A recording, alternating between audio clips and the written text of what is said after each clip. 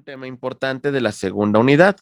Recuerden, compañeros, en esta segunda unidad, ¿qué es lo que vamos a revisar? Vamos a ver cuál sería nuestra segunda unidad. ¿Listos? Muy bien, vamos a empezar. Aquí vamos. Bienvenidos.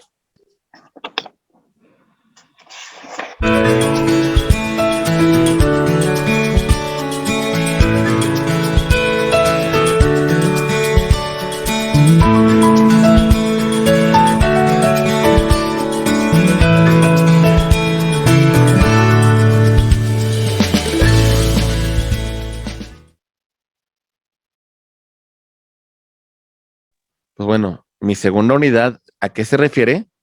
A los antecedentes del juicio de amparo. Muy bien.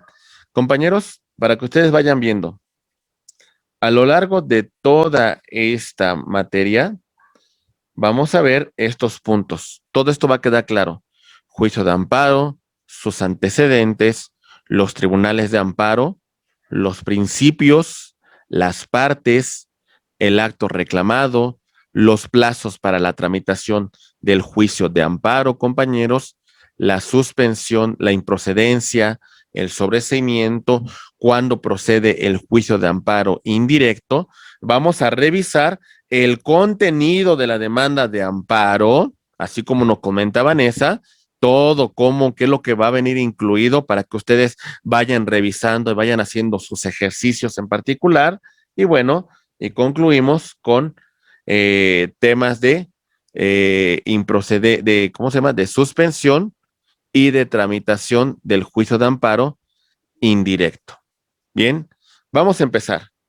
Primera referencia, juicio de amparo.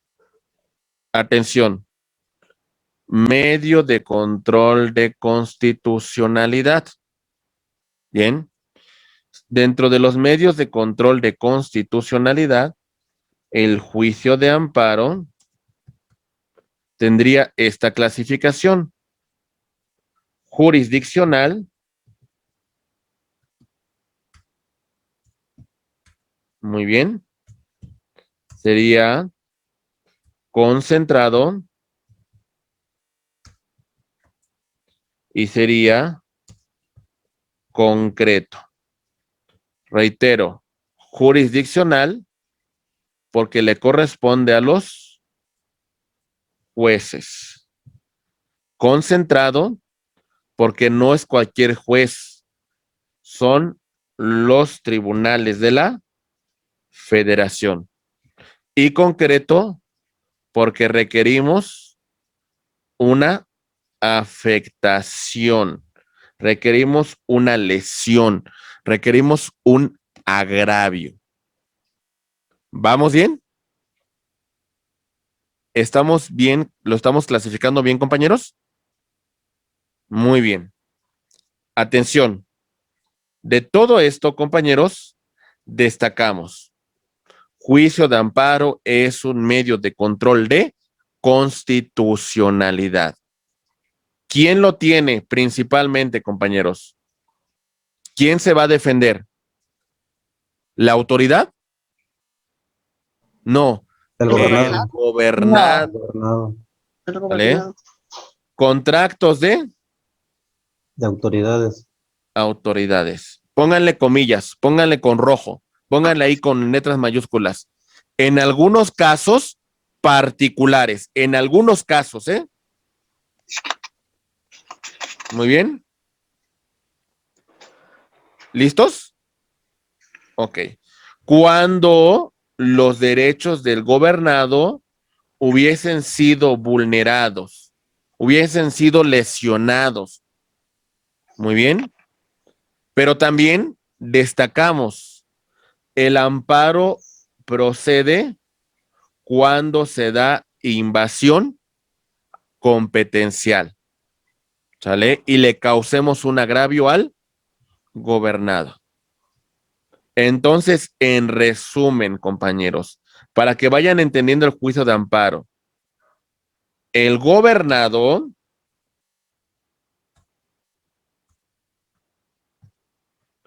frente a actos de autoridad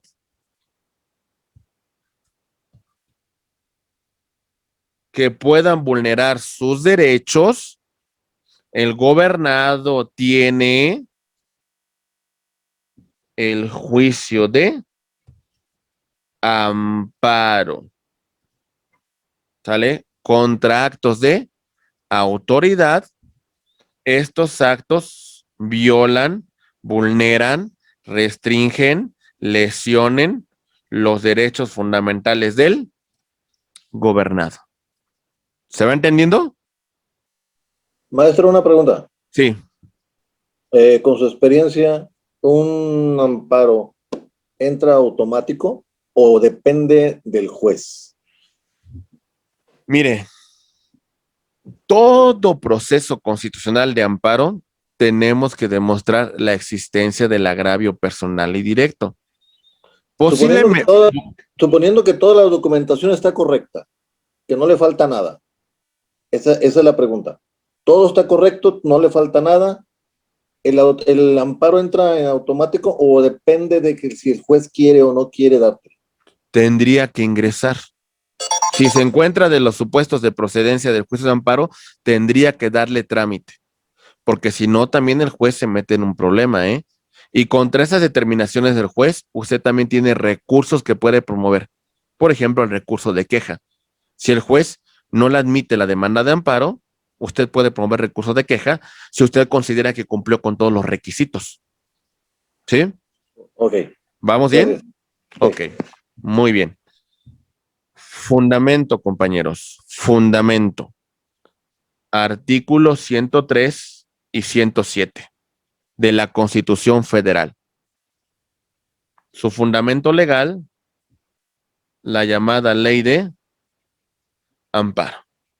Su nombre completo, Ley Reglamentaria de los artículos 103 y 107 de la Constitución Política de los Estados Unidos Mexicanos. Lo que no contemple la Constitución o la Ley de Amparo, de forma supletoria, va a aplicar el Código Federal de Procedimientos Civiles. ¿Cuál es la finalidad del juicio de amparo? Su finalidad es, escuchen bien, restituir al gobernado en el goce del derecho que hubiese sido vulnerado. ¿Se entiende? Y en la medida que sea posible, dejar las cosas en el estado que se encontraban con anterioridad a la violación. ¿Sale? Si le restringí la libertad a Luis Felipe, el objeto del amparo es ponerlo en libertad.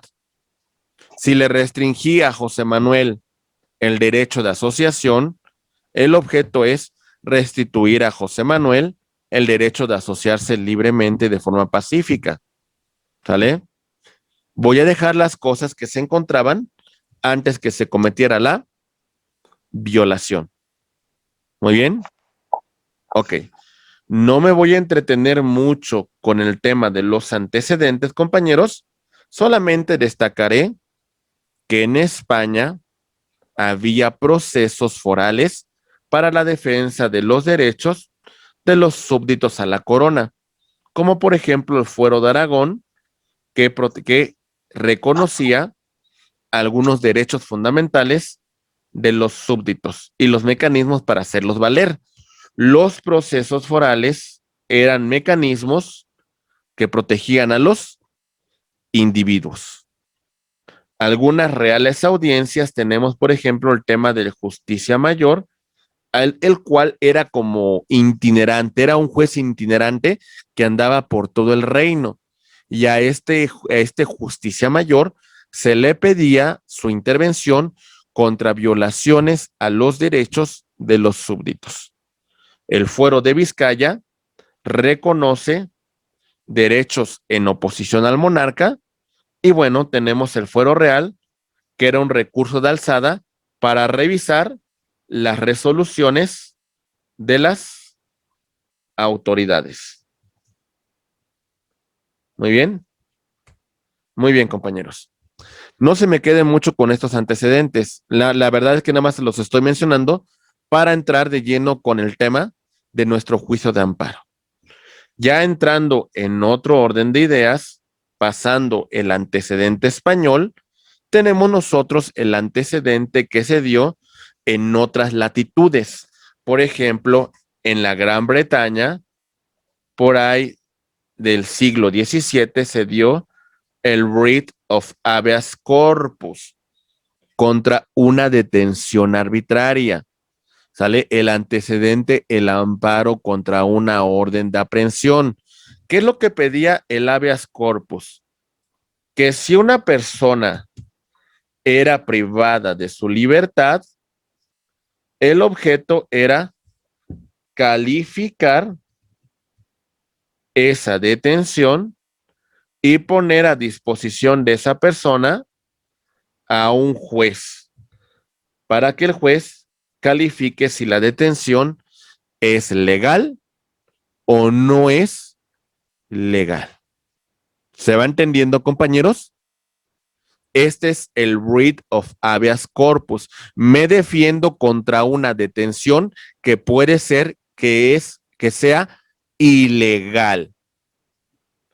¿Se entiende, compañeros? Muy bien.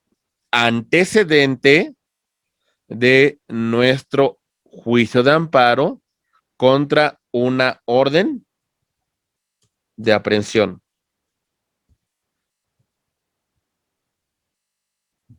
¿Está claro? Muy bien. Después, Maestro, una pregunta. sí, abogado, lo escucho. Hace un rato usted nos comentaba que si yo meto un amparo, Sí, el amparo pierde valor. Ahorita acaba de mencionar que hay un amparo pero, ajá. para cuando para que me suelten. O sea, ahí tiene que ser otro tipo de amparo. O sea, si ya me atraparon, debo tramitar otro amparo para que me saquen. Sería en un momento determinado, pues lo que tendríamos que velar aquí es si la detención fue legal o no. Cuando usted se ampara contra el orden de aprehensión es de que esa solicitud de aprehensión cumpla con los requisitos que establece el Código Nacional de Procedimientos Penales, así como realiza usted un parámetro de constitucionalidad.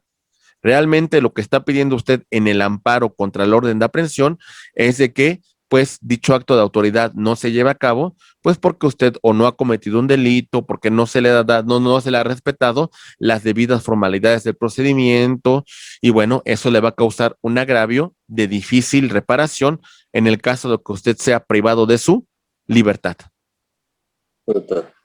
¿Sabe? Muy bien. Muy bien. Sí, gracias. Sí. Segundo punto, compañeros. Francia. Maestro, Sí, abogado. es una duda. Sí, Supongamos Fernando. que yo cometo un delito y me giraron orden de aprehensión a mi persona, pero no me han detenido. ¿Es el momento de tramitar mi juicio de amparo para no ser aprehendido? En el caso de que le concedan la suspensión del acto reclamado. Sí, ¿Sale? gracias. Porque ahí lo que también tiene que ver, vamos a verificar es que la autoridad va a presentar un informe justificado y va a defender la constitucionalidad de su acto. ¿Sale? Al final, aunque usted haya promovido el amparo, si la autoridad justifica que su acto se encuentra debidamente apegado a la norma, a la Constitución, pues entonces se va a materializar dicho acto de autoridad. Porque tampoco es un tema de quedar impunes, ¿eh? Tampoco es un tema de que ya me amparé y quedo impune. No, nada de eso. Lo que implica es que se va a verificar que el acto de autoridad sea acorde con los preceptos que establece la Constitución. Porque por ahí había un principio que es más fácil defenderme a un abogado estando yo en libertad que estando preso, ¿verdad? ¿O qué dice usted? Claro, por supuesto. O sea, a final de cuentas, aquí lo importante es, si no se acreditan los elementos suficientes para girar la orden de aprehensión, pues ¿por qué me la tienes que girar? ¿Sale? Hay un parámetro de legalidad que tienes que cumplir. Si no cumple ese parámetro, pues no me puedes detener. Si lo cumples, si lo acreditas y que de alguna manera justifique que es necesaria la medida cautelar de prisión preventiva, pues bueno, adelante, ¿no? Pero hay que justificarlo ante un juez, mi estimado Fernando. Gracias. ¿Sí? Muy bien. Recurso de casación. Francia, después de la Revolución Francesa, no confiaban en las sentencias de los jueces, porque los jueces venían directamente designados por el rey. Muy bien. Entonces había un tribunal llamado de casación que revisaba la legalidad de las sentencias en juicios penales y en juicios civiles. ¿Vale? A ver, reviso la sentencia que dictó el juez y califico si dicha sentencia es legal o no es legal. Este recurso de casación en Francia es el antecedente de nuestro juicio de amparo directo contra sentencias definitivas, laudos y resoluciones que ponen fin al juicio. En los Estados Unidos tienen otros mecanismos. Por ejemplo, el right of certiorari, que era seguir las formalidades de el debido proceso. ¿Se entiende, compañeros? Y le pedimos al juez cumpla con el debido proceso. Es decir, a ver, vamos a preguntarle, por ejemplo, Luis Felipe, yo quiero causarle una afectación a su persona, a su patrimonio, yo, autoridad, tengo que fundar y motivar. Yo, autoridad, debo de seguir las formalidades esenciales del procedimiento para que esto pueda ocurrir y debo darle su garantía de audiencia. ¿Se entiende? Usted tiene derecho a defenderse en un juicio y tenemos que seguir esas formalidades. Esto es el due process. Lo conocemos en español como el debido proceso. Debido al proceso. ¿Sí? ¿Le puedo causar una afectación a su libertad, Luis? ¿Sí o no? Bueno, yo creo que sí, ¿no? Porque al final de cuentas la van a detener, ¿no? Por supuesto. ¿Por qué? Porque usted cometió un delito. ¿Por qué? Porque se acredita dentro de la hipótesis que va a presentar el Ministerio Público que su conducta es típica, antijurídica, culpable y como consecuencia el Código Penal establece que usted debe tener una pena de prisión. ¿Vamos bien? Muy bien. Ok. Yo como autoridad voy al domicilio de Juana Graciel. Juana Graciela, ¿puedo causar una afectación a su patrimonio? ¿Puedo causar una afectación a su domicilio? ¿Puedo generar un acto de molestia? Sí, sí puedo realizarlo, pero debo de cumplir con las formalidades esenciales del procedimiento. Debo de fundar y motivar. ¿Por qué yo, autoridad, le estoy causando un agravio en su domicilio? Due process. ¿Se entiende? Ok. Right of mandamus, la orden de un superior hacia un inferior. Muy bien. Recordamos que en los juicios tenemos recursos. En materia de amparo vamos a tener un recurso de revisión. La sentencia que se dicte en el juicio de amparo puede ser objeto de revisión por el superior jerárquico. ¿Ok, compañeros? ¿Vamos bien? Ok. Tenemos otro. Right of injunction. Tribunales de equidad. Suspensión del acto reclamado. Lo que evitamos aquí, compañeros, con la suspensión es evitar se sigue ejecutando el acto de autoridad, detener sus efectos. Muy bien. Vamos a ver. Freddy, estamos cometiendo un acto en contra de usted, ¿sale? Que prohíbe el 22. estamos ejerciendo actos de tortura contra usted, mi estimado Freddy. ¿Cuál es el objeto del amparo? Detener dicha actuación, no seguirla llevando a cabo. Si no suspendiera usted mi actuación como autoridad, ¿qué puede pasar al final, Freddy? Bueno, puedo morir, me puede Pues sí, matar. exactamente. Al final, la violación quedaría irreparable. Así es. Por eso entró la suspensión, porque es para evitar un daño mayor. En el caso de que al final, bueno, en el caso de la muerte, vamos, no importa qué hagas, no te pueden matar. Cuando menos en México, pues. Pero la suspensión es para evitar que por una orden yo tenga una afectación que después, en caso de no ser culpable, tú no me puedes volver a retribuir eso. Exactamente, porque te voy a causar una violación, pues que puede ser hasta de imposible reparación, ¿no? Sí es. ¿Se entiende? Por ejemplo, mi estimada Vanessa, ¿me escucha? Sí. Imagine usted, Vanessa, la suspensión del acto reclamado. Yo, autoridad administrativa, he emitido un decreto expropiatorio sobre su propiedad y señalo que hay una causa de utilidad pública y que la tengo que expropiar. ¿Sale? Usted tramita su amparo en contra de ese decreto expropiatorio. ¿Por qué es importante que le concedan la suspensión, Vanessa? Porque está dañando parte de mi patrimonio. Ok, y si no se concediera la suspensión, ¿qué pudiese pasar con su patrimonio? Pues lo perdería. Lo perdería. Y al final, ¿cuál es el objeto del amparo si usted ya fue expropiada? Pues que se repare el daño. Ok, pero el objeto principal es que usted no se le cause esa afectación, suspender los efectos del acto de autoridad hasta en tanto no se resuelva el juicio de amparo. Sí. Eso es cuando está en proceso, ¿verdad, maestro? Sí, ese es el objeto, compañero. Por eso suspendo los efectos. Detente, autoridad, no sigas llevándolo a cabo hasta en tanto que el tribunal de amparo no se pronuncie. ¿Se entiende, compañeros? ¿Vamos bien? Sí. Ok, muy bien. Quiero que lo vayan comprendiendo, compañeros. Por eso hablamos de los antecedentes. Rápidamente, compañeros. México,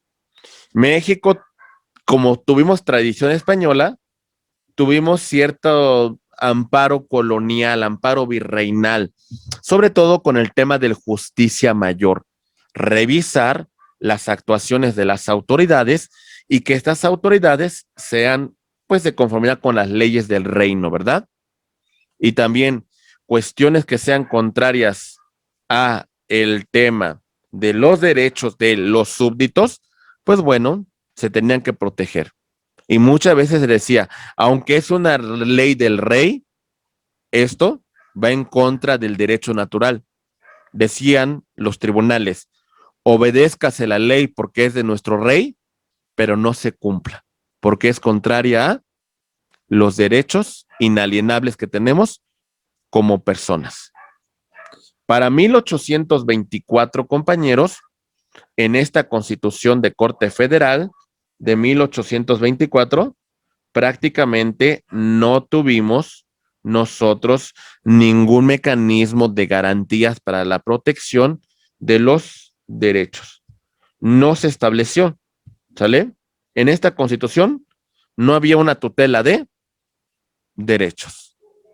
Bueno, la Constitución del 24, pues principalmente conllevó al tema de la creación de un federalismo, pero fue un federalismo un poco efímero y para el año de 1835-1836, las diputaciones de corte centralista tomaron mayor fuerza. Y entonces para estos años, el centralismo se introdujo a nuestro país, teniendo una constitución de este tipo centralista, la Constitución de 1836, conocida como las 7 leyes fundamentales. Y dentro de estas 7 leyes se creó un supremo poder conservador. Solamente lo voy a mencionar con un poquito de aspectos históricos. El supremo poder conservador se formó como un tipo de control europeo de magistratura constitucional.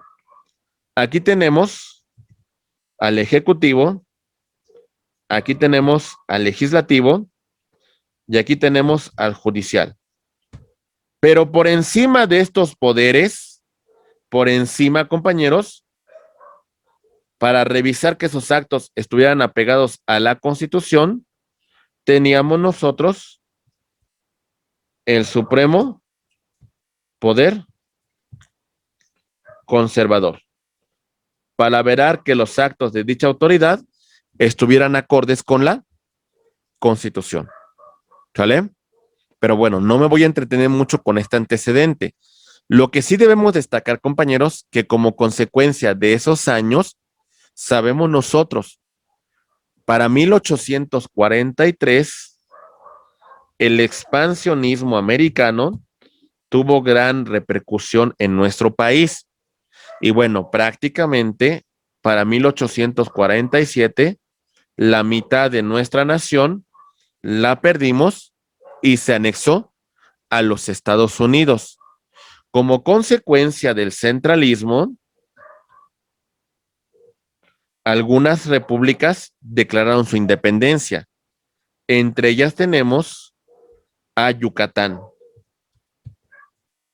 Yucatán crea una constitución en 1841.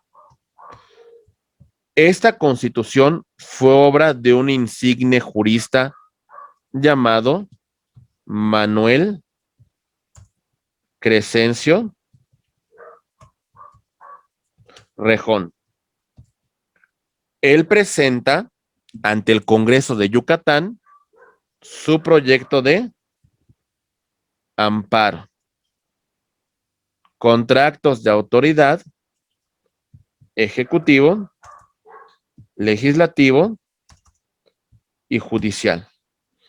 Y el objeto del amparo era dejar sin efectos los actos de autoridad que fuesen contrarios a la Constitución.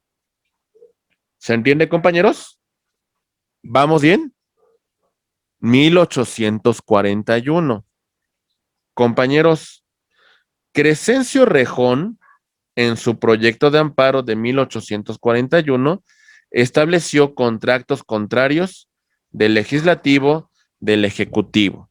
Y bueno, solamente va a proteger a la persona que los reclama. A nivel federal, otro jurista, anoten su nombre, compañeros, don Mariano Otero, conociendo del proyecto de Rejón, lo que hizo Mariano Otero es de que presentó el juicio de amparo en el acta de reforma de 1847 y bueno, en ese momento se federaliza el juicio de amparo y lo conocemos en todo el país. ¿Por qué es importante conocer el antecedente, compañeros? Porque si yo no conozco estas bases, ¿cómo me voy a querer adentrar al conocimiento de fondo del juicio de amparo? ¿Está claro, compañeros? Entonces, reiteramos, el juicio de amparo, en primer lugar, es un medio de control de constitucionalidad. Su clasificación es jurisdiccional. Muy bien. Es concentrado y es concreto. Ya saben, jurisdiccional porque son los jueces, concentrado porque no cualquier juez, son los tribunales de la federación y concreto porque requieren una afectación, porque requieren un agravio que lesione los derechos del gobernado. Este medio de control de constitucionalidad lo tienen los gobernados contra actos de autoridad que sean contrarios a la Constitución, a los tratados internacionales y también a las leyes generales. Aquí anoten como fundamento artículo 14 y artículo 16 de la Constitución. Muy bien. Lo voy a poner también en algunos casos contratos de particular. Lo voy a marcar con rojo, porque vamos a ver un poco más adelante por qué puede proceder contratos de autoridad, de particular, perdón. ¿Vamos bien, compañeros? Ok. En este caso, si el acto de autoridad vulnera los derechos fundamentales que tiene el gobernado, tiene el juicio de amparo. Y recuerden, el objeto, la finalidad de nuestro juicio de amparo, ¿cuál va a ser?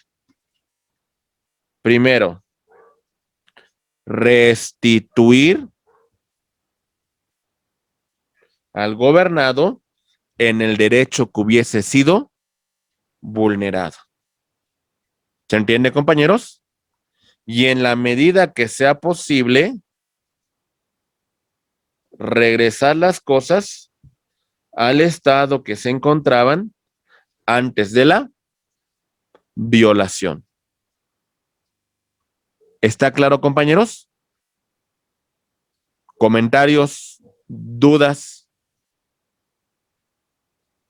Ok. ¿Qué panorama había antes de los juicios de amparo? ¿O antes de los amparos? Pues bueno, si ahorita, Años.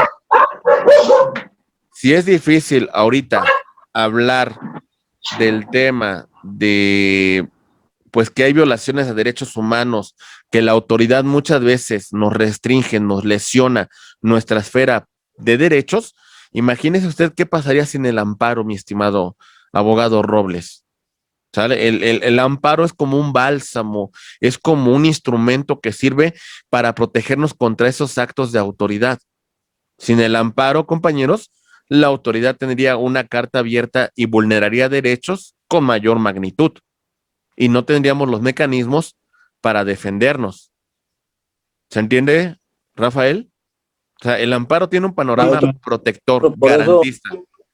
Panorama desolador, de veras, sin el amparo. Sin el amparo. Maestro, por eso le preguntaba, perdón. Sí, Luis Felipe. Maestro, por eso le preguntaba que si dependía mucho del juez, porque de que entró Obrador para acá, nos enteramos de los amparos. Antes de Obrador no había amparos, como por arte de magia, nadie se quejaba. Y le quiero hacer una pregunta. Cuando ponen un impuesto.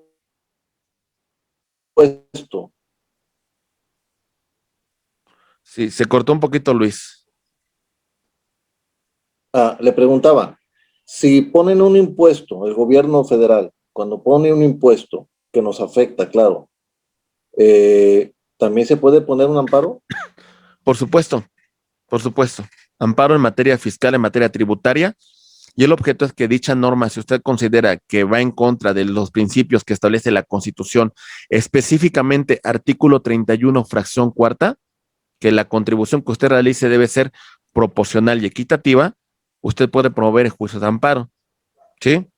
Ahora bien, ¿por qué no es que los amparos siempre han estado ahí? El detalle es que a lo mejor el gobierno en turno, pues, los da a conocer, pues para decir, bueno, se han tramitado estos amparos en contra de estas determinaciones del gobierno. Solamente se las hacemos de su conocimiento, pero el amparo siempre ha estado ahí. Que de alguna manera a lo mejor, pues no hayamos puesto atención al tema de los actos que a veces suceden, pues bueno, en la actualidad, pues como que parece que hay una cuestión de que la justicia se ha politizado y bueno, es un tema de que los asuntos de la Corte han tenido mayor relevancia en las últimas épocas, pues porque ya entramos a discusión sobre esos puntos de la Corte, cuando anteriormente a lo mejor los dejábamos de lado o no nos interesaban, no se ponían en el escrutinio público, pero ahorita ya está ocurriendo. ¿Sale? Profe, Sí, ¿puedo hacer una pregunta? sí, Elsa, por favor. Profe, dependiendo de la afectación a la persona, ¿qué costo tiene el juicio de amparo? ¿Desde qué costo? Dependiendo, pues, el hecho por el que se esté defendiendo, por el que esté tramitando el juicio de amparo. Bueno, pues es ¿Qué que depende? pues depende de la magnitud del derecho fundamental que usted esté protegiendo, ¿no? Por ejemplo, amparos contra orden de aprehensión, pues a veces por la magnitud del derecho que usted está promoviendo, pues a veces la gente le interesa que usted se lo resuelva de forma expedita. Y entonces, pues un precio, mi estimada Elsa, pues varía, ¿no? A lo mejor habrá abogados que te digan, pues con 10,000 pesos tengo más que suficiente, ¿no? Habrá algunos que te digan 100,000 pesos, 100,000 dólares, depende, ¿no? Lamentablemente no lo quiero decir, pero muchos abogados dicen que de acuerdo al sapo la pedrada, ¿no? La realidad es que no hay un estándar para decir cuánto usted va a cobrar, porque a lo mejor usted diría, pues bueno, es una persona de escasos recursos, no le cobro nada, ¿no? O hay una persona que dice, pues bueno, nada más los gastos que requiera la tramitación del amparo. O sea, lamentablemente no hay un estándar que usted diga cuánto se tiene que cobrar en un amparo. Pero lo que usted más o menos tomaría como estándar es pues la afectación al derecho que se está vulnerando, ¿no? Claro. Sí. Sí, gracias, profe. Muy bien. Entonces, Costo aprendas tabulado esto. no lo hay, ¿verdad? ¿Mande, Rafael? Un costo tabulado por el gobierno no lo hay, es el abogado el que pone el precio. Exactamente. Entonces, por ejemplo, si usted defiende a un tipo que gana millones de dólares y que a lo mejor, pues, tiene para pagarle 100,000 dólares para su amparo, pues se los va a cobrar, ¿no? Sí, y respecto al comentario que hacía el compañero, yo pienso que siempre, sí, como dice usted, siempre ha existido el amparo, pero conforme ha pasado el tiempo, se está haciendo más usual el uso del amparo y se da a conocer más, sin importar el partido político que se ostente. Yo pienso que, bueno, no se usaban métodos tradicionales y ahora es una opción muy viable. Claro, sí. Y sobre todo porque se manejan varias materias. Muy bien, excelente, compañeros, excelente. Maestro. Sí, Freddy.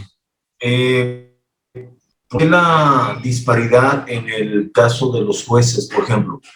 Un juez me sentencia y entonces yo voy a la siguiente instancia y otro juez me libera.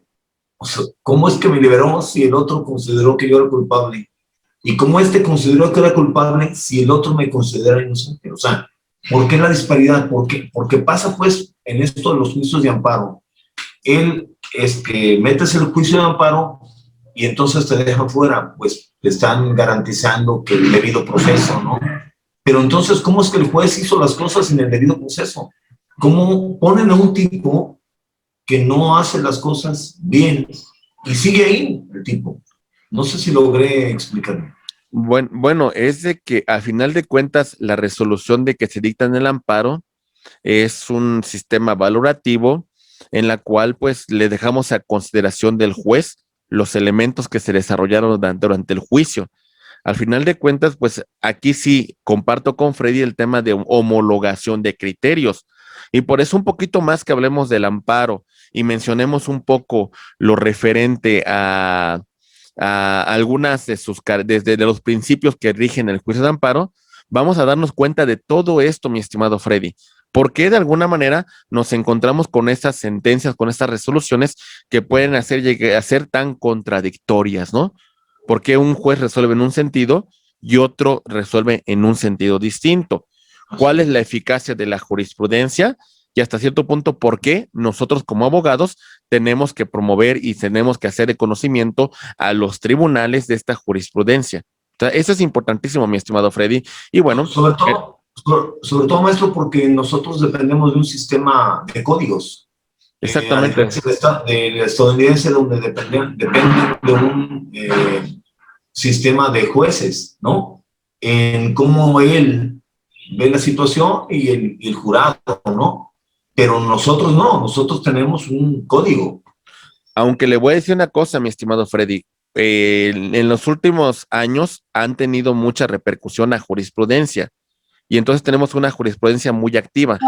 Por eso, mi estimado Freddy, es importante que cuando trabajemos el amparo, también la fortalezcamos con jurisprudencia de la Corte. Esto nos puede ayudar mucho. Y no solamente de la Suprema Corte, sino también la jurisprudencia que se dicta en el tribunal, en la Corte Interamericana de Derechos Humanos. Es vinculante y obliga.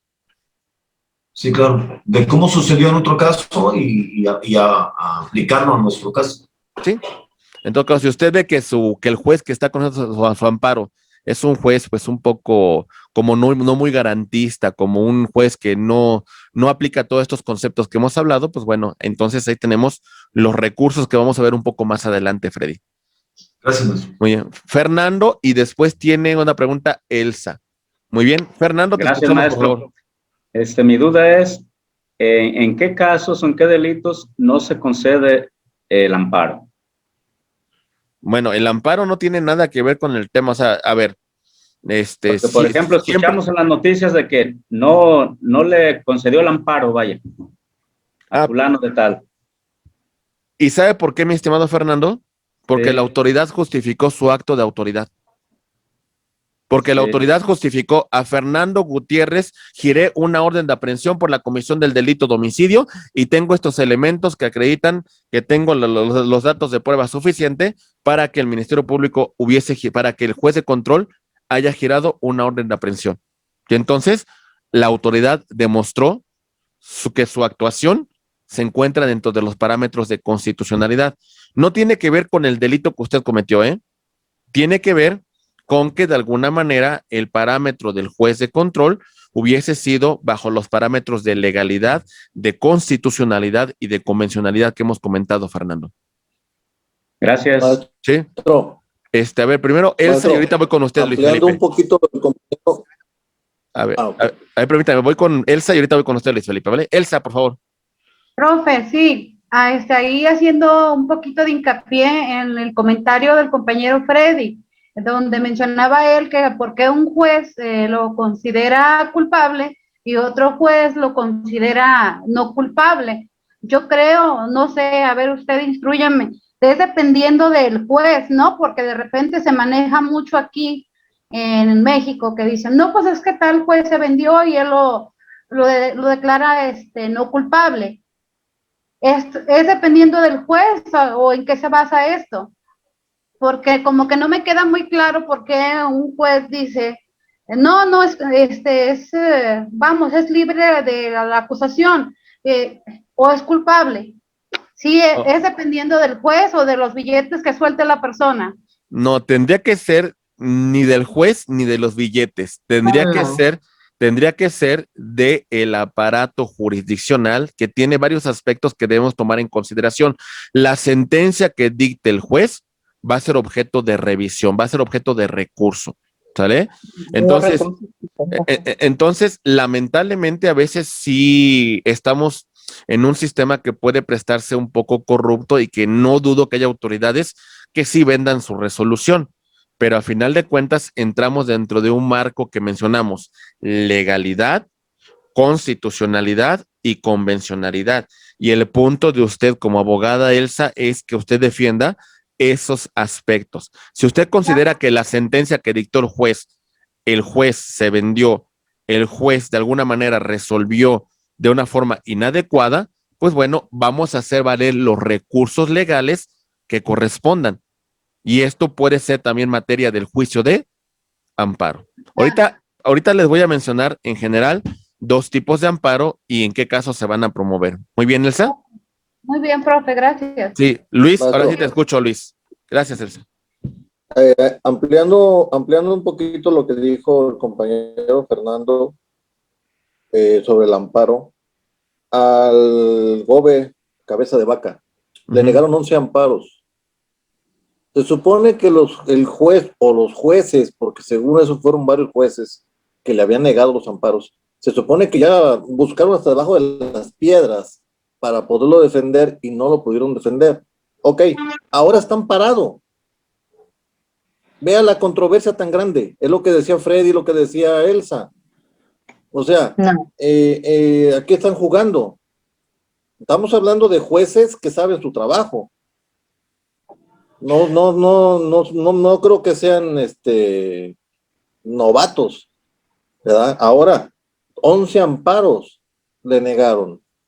Y de repente ahora está amparado el señor. Yo creo que sí interviene mucho lo que dice Elsa en cuestión del dinero. Sí interviene la política, como decía el compañero Rafael, bueno, no lo dijo él exactamente, pero decía que los amparos ahí están. Y yo digo que ahora es la época de los amparos. No porque antes no existían, sino porque antes los jueces no los daban. Una cosa que menciona mucho Obrador es, dice, ¿por qué al cabeza de vaca en 3 horas, 1 hora le dan un amparo y a un ciudadano duran 6 meses, 1 año y posiblemente no se lo dan? Eso es lo que estábamos comentando ahorita, que yo le hice la pregunta hace rato, que si yo tengo toda la documentación necesaria, el amparo entraba directo. Para eso, a eso iba mi pregunta, que si dependía del juez, pues el amparo no va a entrar, porque ya es cuestión política. Si no le conviene, no va a entrar. Si depende de él, estamos jodidos. Si depende de la ley, entonces sí estamos amparados. Por eso le digo que si toda mi documentación está correcta, el amparo debe entrar directo. Claro, a través de un juez. Pero si depende de que él diga sí o no, pues ya valió. Pues miren, mi estimado amigo Luis Felipe, y a todos ustedes, yo les comento una cosa. Lo peor que podría ocurrir con nuestro sistema jurídico es la politización. ¿Sale? Es lo peor que pudiese ocurrir y lamentablemente pareciese que el camino va hacia la politización en el sentido de que los jueces se están inmiscuyendo en cuestiones políticas y creo que tenemos que hacer una separación de funciones muy, muy estricta. Mucho se ha mencionado de la cuestión de que los jueces no se involucren en estos temas. Si se involucran, pues bueno, lamentablemente, compañeros, ocurre estos supuestos que ustedes nos han venido comentando a lo largo de esta clase. Y bueno, ¿qué les puedo decir con cuestiones políticas? Es como, por ejemplo, la resolución del amparo directo en el caso de Florence Cassés. No tengo ningún elemento, pues, jurídico para defenderlo. Lo que yo creo que se trató de una cuestión política, una instrucción directa por el titular del Ejecutivo. Entonces, o sea, eso es lo grave, compañeros, que la Corte se empiece a involucrar en temas políticos, que los jueces pues se corrompan para emitir una resolución de amparo. Y bueno, lamentablemente esto ocurre. Pero ahorita lo que voy a tratarles de explicar es el aspecto jurídico. Y lo que pasa en el aspecto político, pues es lamentable, compañeros, pero hemos encontrado con un supuesto de que las resoluciones de los jueces, pues a veces implica un tema de interés en particular. Y esto creo que es lo que afecta a nuestro sistema de impartición de justicia. Justicia. Muy bien. Maestro, se supone que en la legalidad, un juez no debe de estar enterado del caso, hasta sino en el momento que se está exponiendo, ¿verdad? Para precisamente ser imparcial. No debería de estar enterado desde antes de qué se trata lo que están defendiendo, el caso. ¿Sí? Y sobre todo, Mari, hay que tener en cuenta una cuestión muy importante. El juez no tiene que tener ningún interés en el negocio que se está planteando. El juez no debe haber metido ningún otro criterio, ni nada de que soy un juez de izquierda, soy un juez de derecha, soy un juez garante de derechos, soy un juez legalista. No, o sea, se supone que tendríamos que tener criterios que sean para todos, ¿no? Y aquí es donde están sus dudas, compañeros. ¿Por qué, no? Y la verdad que una explicación jurídica, pues del todo, pues no la podremos tener. Lo que tendremos es que al final de cuentas los jueces, al ser seres humanos, se pueden equivocar. Y en los procesos de amparo tenemos medios procesales para dejar sin efectos una actuación de un juez que fuera contraria a derecho. ¿Se entiende? Entonces, vamos a ver a lo largo de la clase, compañeros. ¿Para qué? Para que cuando ustedes se encuentren con esas determinaciones y ustedes defiendan a la contraparte, ustedes digan, a ver, señor juez, no es lo que usted quiera, señor juez. Es que usted tiene que emitir estas resoluciones tomando en consideración estos supuestos. No lo hace así, entonces yo voy a apelar su resolución. Yo voy a presentar los recursos que sean procedentes. ¿Se entiende, compañeros? Entonces, por eso, ahorita ustedes no vamos a ver el amparo desde un punto de vista político, porque ustedes son juristas y entonces vamos a entrarle al amparo en su sustancia, en su elemento de fondo, para que cuando ustedes vean los medios de comunicación digan, aquí está este punto. Sí, o sea, hay mecanismos que se pueden hacer valer, sí, y debió haber hecho esto, esta persona debió haber tramitado así, esta persona debió haber promovido una queja, un recurso de revisión, etcétera, etcétera.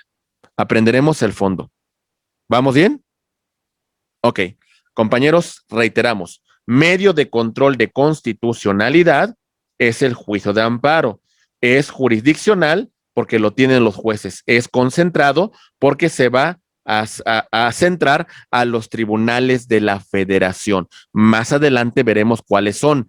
Es concreto porque requiere una afectación, requiere una vulneración a la esfera de derechos del gobernado. El gobernado lo va a promover contra actos de autoridad.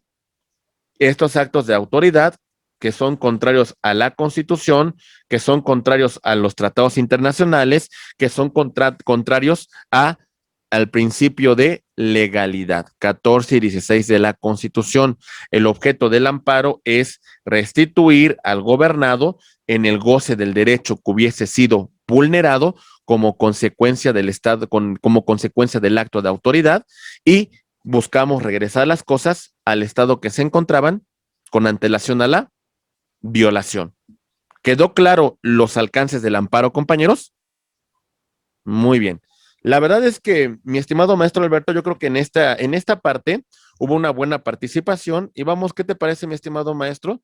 Si les damos unos minutitos para que tomen un cafecito, se estiren un poco.